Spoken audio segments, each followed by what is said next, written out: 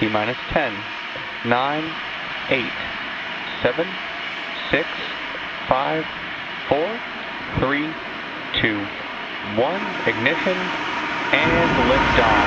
Go Falcon, go GPS 38.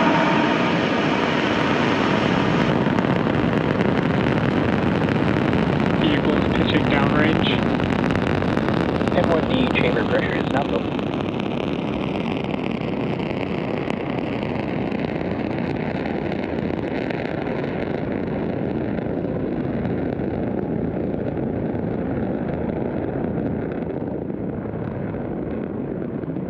At T plus 30 seconds and counting, Falcon 9 has successfully lifted off from Space Launch Complex 40 at Cape Canaveral Space Force Station in Florida. We're now throttling down the engines to prepare for max Q, the point of maximum aerodynamic pressure during ascent. Max Q occurs when the combination of speed and air pressure puts the greatest stress on the vehicle. Vehicle is supersonic.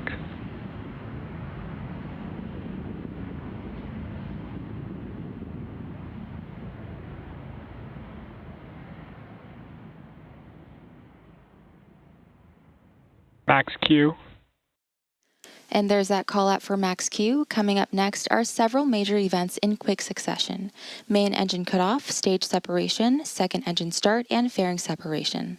Main engine cutoff, or MECO, is when all 9 engines on the first stage shut down. This is followed by stage separation, which is where the first and second stages are pushed apart. MVAC chill.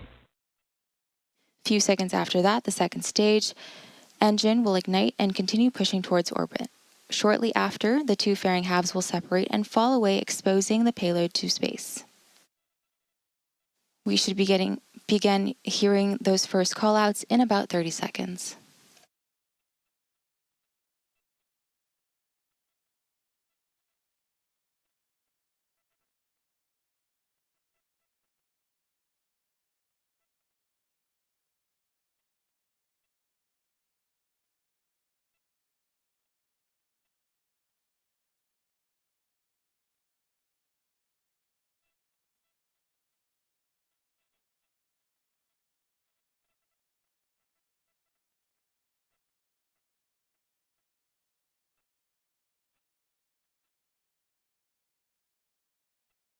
Main engine cutoff. Stage separation confirmed. MVAC startup.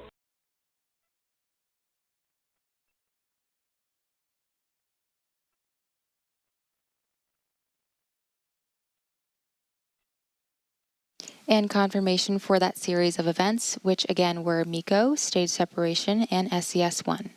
Coming up next will be fairing separation. Once the vehicle reaches the vacuum of space, the payload fairings are no longer needed and will be jettisoned away. As mentioned earlier, we will be attempting to retrieve these fairing halves again. Both fairing halves are flight proven, one flying for its 3rd time and the other for its 2nd.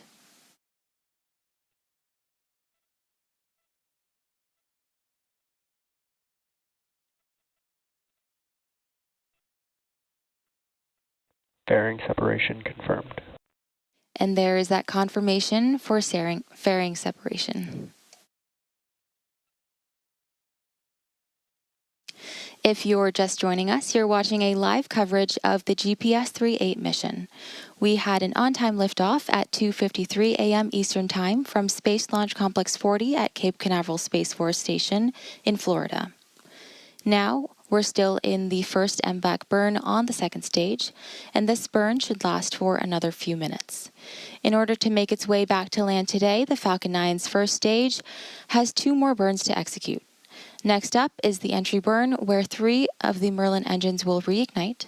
This helps to slow the stage down as it re-enters the upper part of Earth's atmosphere. Following the entry burn, shortly thereafter, the booster will initiate the landing burn, which will slow the vehicle down before touching down on our drone ship. We should be hearing the call out for entry burn in about a couple seconds from now.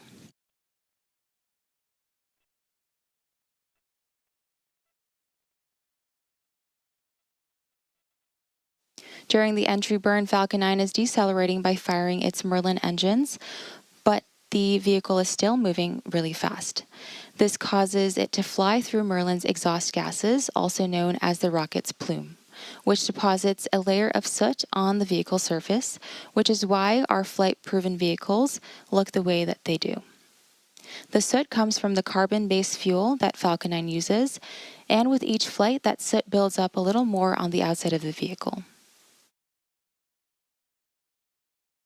We are still more than a minute away from the beginning of the entry burn. As you see on the telemetry on the bottom of your screen, the second stage is still picking up speed. On your right screen, you can see the engine burn, and left side, you can see the first stage decelerating and making its way back to Earth.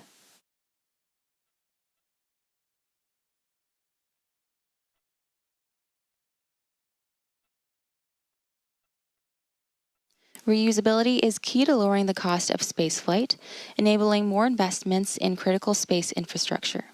Falcon 9's first stage is supporting today's mission.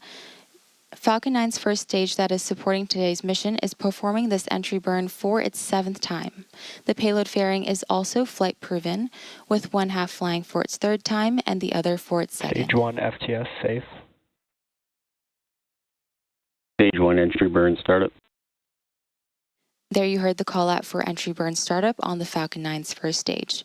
This burn is set to last about 30 seconds and again is slowing down the vehicle in preparation for its final burn and landing.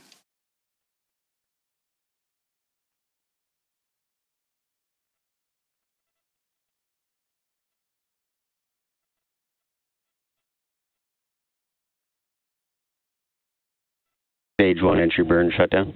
And there's a call out for entry burn shutdown, the completion of the Falcon 9's first stage entry burn.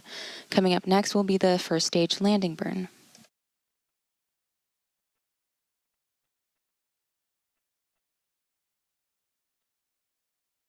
We should hear a call out in a couple minutes for the second engine cutoff 1 or SECO 1, which is when the MVAC engine on the second stage shuts down.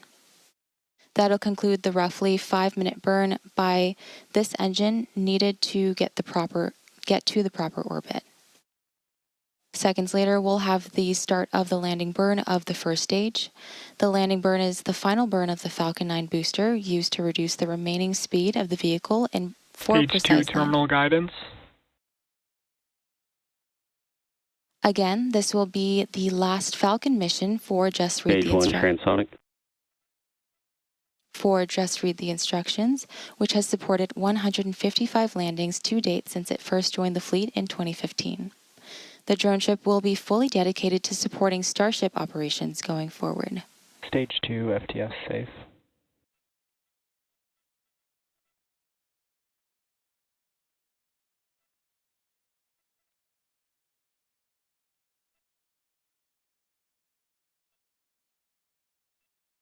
Stage 1 landing burn. And that call-out Nominal orbit insertion. means the final burn for this booster. Impact shutdown.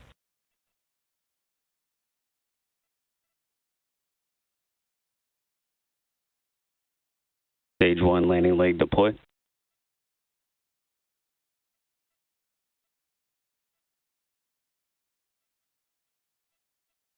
Stage 1 landing confirmed. And another successful landing of our Falcon 9 rocket. Again, this was the 7th launch and landing for this first stage, the final Falcon booster to land on Just Read the Instructions.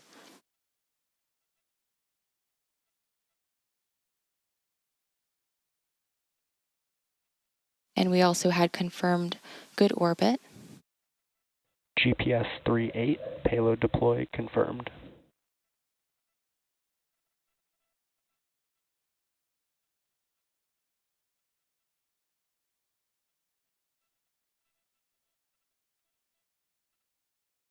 And there you heard and saw a successful deployment of the GPS 38 payload.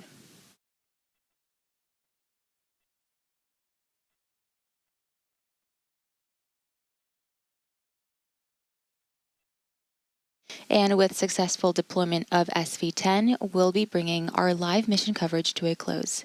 We'd like to thank the United United States Space Force for entrusting us with today's mission, as well as the range and FAA for their support.